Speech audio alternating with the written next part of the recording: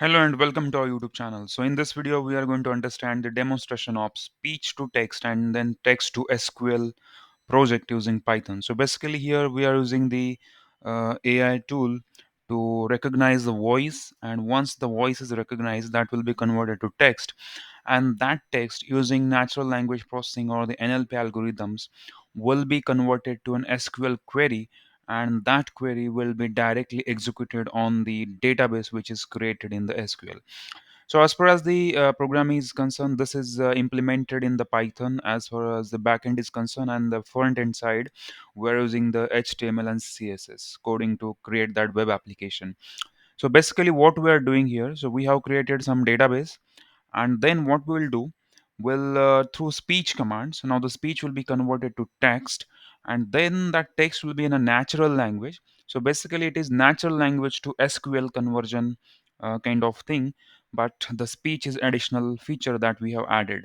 So we'll speak something that will be converted to a natural language, that means an English text, and that English text will be converted to SQL query by using the NLP techniques, and based on that it will be applied to the database, and the data will be fetched from the database, and that will be displayed on the front page.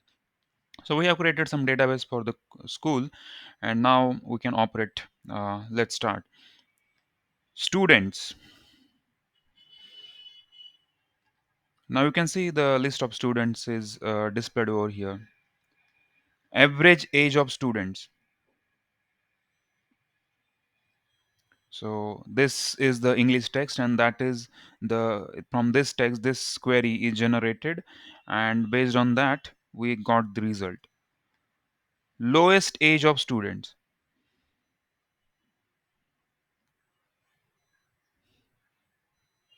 So that's the thing.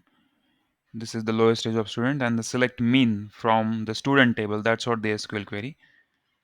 Highest age of students.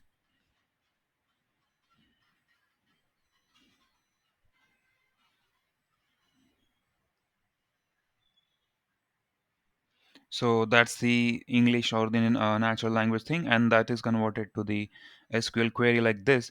So these things can be done using the NLP techniques, and this is how it is operating on the table, fetching the data, and then that data is getting displayed over here. So that's the complete implementation of this project. In case you are interested in this project to develop, and if you need the code of this project, then you can check the description box under this video. Thank you.